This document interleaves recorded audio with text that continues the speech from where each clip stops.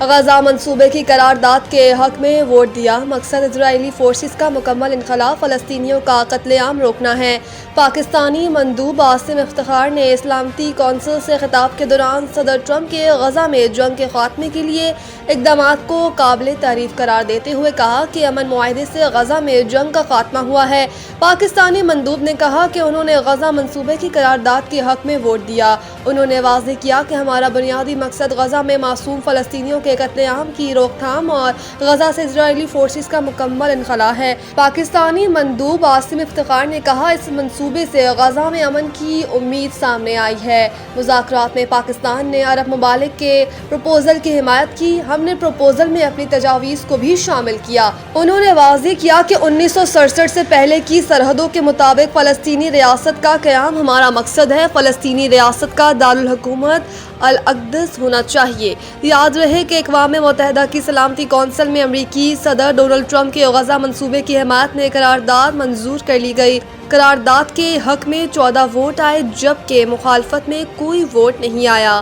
روس اور چین نے ووٹنگ کے عمل میں حصہ نہیں لیا۔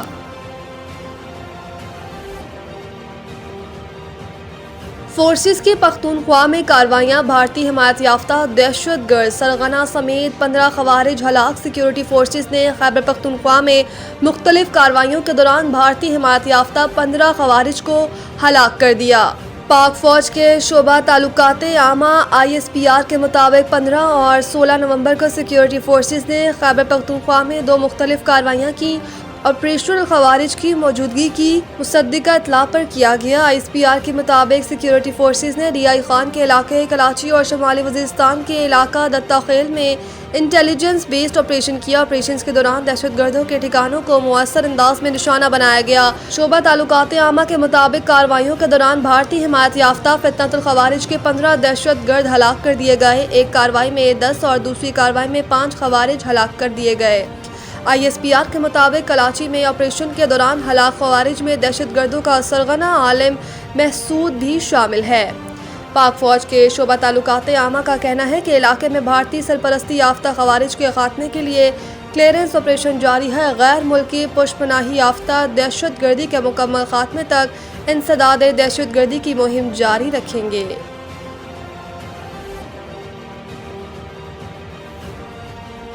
کہ سعودی عرب امریکہ سے 48 طیارے خریدنا چاہتا ہے جن کی مالیت کئی ارب ڈالر ہے۔ امریکی صدر اور سعودی ولی عہد کے درمیان ملاقات میں دفاع، AI اور سویلین نیوکلیئر پروگرام پر بات چیت ہوگی۔ سعودی عرب امریکہ سے باضابطہ سیکیورٹی ضمانت چاہتا ہے۔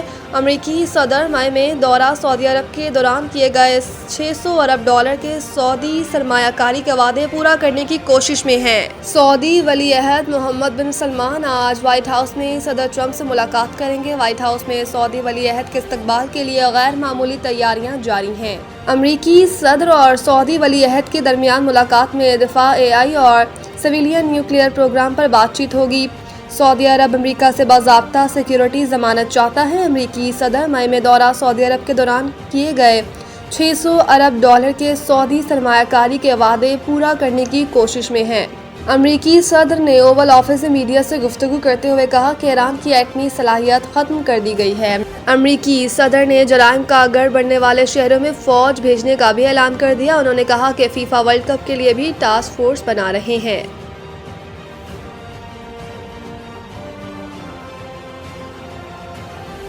اوورسیز پاکستانیوں بالخصوص برطانیہ میں مقیم افراد کے لیے نادرا الرٹ جاری۔ بیرون ملک مقیم پاکستانیوں بالخصوص برطانیہ میں مقیم افراد کے لیے نادرا کی جانب سے الرٹ جاری کیا گیا۔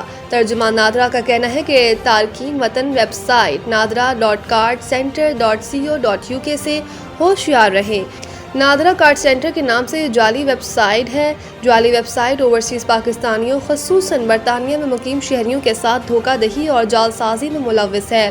حکام کے مطابق ویب سائٹ کا نادرا کے نام پر شناختی کارڈ اور نائکوب سے متعلق خدمات اور ملازمتوں کی فراہمی کا دعویٰ جھوٹا ہے۔ اس ویب سائٹ کا نادرا سے قطعاً کوئی تعلق نہیں ہے۔ ترجمان نے کہا اس پلیٹ فارم پر فراہم کی گئی کوئی بھی ذاتی معلومات، دستاویزات یا ادائیگیاں غلط استعمال کے خطرے سے دوچار ہو سکتی ہیں۔ تارکین وطن کو یہاں معلومات دینے سے نقصان ہو سکتا ہے۔ نادرا نے تحقیقات اور کارروائی کے لیے نیشنل سائبر کرائم ایجنسی کو باضابطہ شکایات جمع کرا دی ہیں۔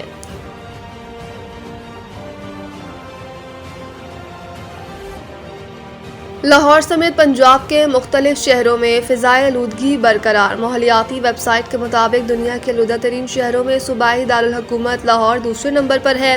شہر کا مجموعی ایئر کوالٹی انڈیکس 324 ریکارڈ کیا گیا۔ اس کے علاوہ پنجاب کے دیگر شہروں کی فضا آج بھی انتہائی معذر صحت ہے۔ فیصل آباد کی فضا سب سے آلودہ ہے، AQI 400 کو چھو گیا، جبکہ گجرانوالہ میں 300 اور ملتان میں AQI 265 تک پہنچ گیا۔ ماہرین صحت نے شہریوں کو ماسک استعمال کرنے کی ہدایت، غیر ضروری باہر آنے جانے سے گریز کرنے اور گھروں میں ایئر پیوریفائر کا استعمال بڑھانے کی ہدایت کی ہے۔ ناروے نے اٹلی کو شکست دے کر 28 سال بعد فیفا ورلڈ کپ میں جگہ بنا لی۔ میلان میں ہونے والے اہم کوالیفائنگ میچ میں ناروے نے میزبان اٹلی کو 1 کے مقابلے میں 4 گول سے شکست دے کر شاندار انداز میں ٹورنامنٹ کا ٹکٹ کٹوا لیا۔ میچ کے ابتدائی لمحات میں اٹلی نے روایتی انداز میں جارحانہ کھیل پیش کیا اور 1 گول کی برتری میں حاصل کر لی، تاہم دوسرے ہاف میں ناروے نے میچ کا نقشہ یکسر بدل دیا۔ انطونیو نوسا اور ایرلنگ ہالینڈ نے شاندار کارکردگی دکھاتے ہوئے مسلسل حملے کیے، جس کے نتیجے میں ناروے نے 4 گول سکور کر کے میچ پر مکمل کنٹرول حاصل کر لیا۔ ناروے کی اس تاریخی کامیابی کے بعد ملک بھر میں شائقین نے زبردست جشن منایا، جبکہ میچ کو دیکھنے کے لیے ناروے کے شہزادہ شہزادی اور ہزاروں شائقین میلان کے اسٹیڈیم میں موجود تھے، جنہوں نے اپنی ٹیم کی غیر معمولی کارکردگی پر کھلاڑیوں کا بھرپور حوصلہ بڑھایا۔